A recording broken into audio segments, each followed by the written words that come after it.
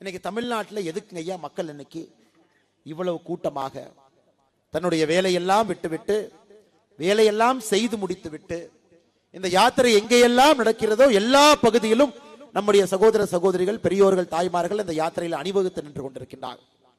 ஐயா, தென்காசியை தாண்டி தமிழகம் முழுவதும் கடந்து விட்டு மறுபடியும் தென்காசிக்கு வந்து உங்கள்கிட்ட சொல்றேங்க ஐயா, 2024 ஒரு மிகப்பெரிய புரட்சிக்கு மக்கள் தயாராகி கொண்டிருக்கின்றார்கள். ஒரு பெரிய புரட்சிக்கு தயாராகி கொண்டிருக்கின்றார்கள். நம்ம பின்னாடி பார்த்தீங்கன்னா ஐயா, ஒரு பெரிய மக்கள் சேனை நின்று கொண்டிருக்கின்றார். 2024 பாராளுமன்ற தேர்தல் யாருக்கு நாங்க ஐயா, தமிழகத்திலே நம்மை போன்ற சாமானிய மனிதர்கள் ஒரு பக்கம், நம்மை வைத்து இத்தனை காலமாக அரசியல் வியாபாரம் செய்த கட்சிகளும் தலைவர்களும் ஒரு பக்கம், நம்ம 2 பேர் மட்டும்தாங்க ஐயா நிக்கிறோம்.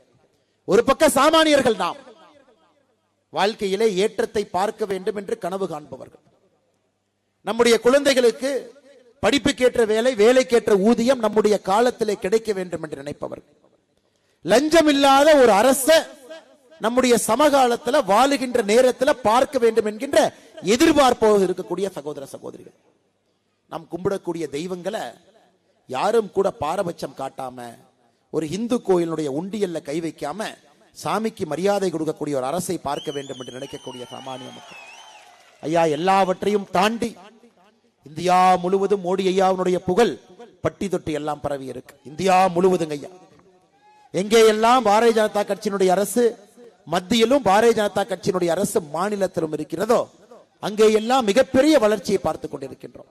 இன்னைக்கு மக்கள் முடிவு செய்திருக்கின்றார்கள், 2026 பாரதிய ஜனதா கட்சி ஆட்சிக்கு வர வேண்டும் என்றால் 2024 3வது முறையாக மோடி அவர்களை தொடர்ந்து ஆட்சி கட்டளை அமர்த்த வேண்டும் என்பதில் மக்கள் தெளிவாக இருக்கின்றார். ஐயா, இந்த தேர்தல் ஒரு வித்தியாசமான தேர்தல். எல்லா தேர்தலிலும் யாரு ஜெயிப்பாங்கன்னு ஓட்டு போடுவோம் இல்லைங்களா? எல்லா தேர்தலும் 2 மாசம் நடக்கும். எல்லா தலைவர்களும் மேடை போட்டு பேசுவாங்க, அரசியல் பேசுவாங்க, பிரச்சாரம் பண்ணுவாங்க. யார் வெற்றி பெறுவார்கள் என்று யாருக்கும் தெரியாது. தேர்தல் அந்த கடைசி வாக்குப்பெட்டி எண்ணும் பொழுது தெரியும். ஆனா இந்திய அரசியல் வரலாற்றுல முதல் முறையாக ஒரு தேர்தல் மோடி தான் வெற்றி பெற போகின்றார்கள் என்று நடக்குது. நம்முடைய சமகாலத்தில் இது போன்ற ஒரு தேர்தலை பார்த்ததில் மோடி அவர்கள் தான் 2024 வெற்றி பெற போகின்றார்கள் என்பதற்காக நடக்கக்கூடிய தேர்தல். எனக்கு எதிரணிகள் பார்த்தீங்கன்னா தெரிச்சு ஓடிட்டு இருக்கிறாங்க. ஒரு கூட்டணியும் கூட பீச்சு கொண்டு அங்கங்க ஓடிக்கொண்டிருக்கின்றார். மோடியை எதிர்க்கின்ற துணிவு, நெஞ்சுரம், நேர்மை, நாணயம் எந்த ஒரு அரசியல் தலைவருக்கும் இல்லை. அதுவும் தமிழகம் போன்ற நம்முடைய மாநிலத்தில் வெறும் பொய்யை மட்டுமே வியாபாரம் செய்து அதன் மூலமாக அரசியல் லாபம் கிடைத்த எல்லா கட்சிகளும் கூட எப்படி பிரச்சாரம் பண்றதுன்னு தெரியாம முழித்துக் கொண்டிருக்கின்றார்கள்.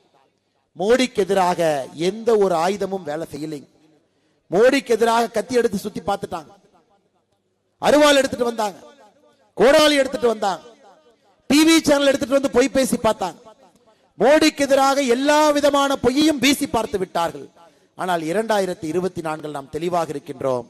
2019 நடந்த தவறு, 2014 நடந்த தவறு தமிழகத்திலே நடக்க போவது கிடையாது. 2024 நம்முடைய வாக்கு எல்லாம் பாரத பிரதமர் நரேந்திர மோடி அவர்களுக்கு மட்டும்தான் என்பதில் உறுதியா இருக்கு.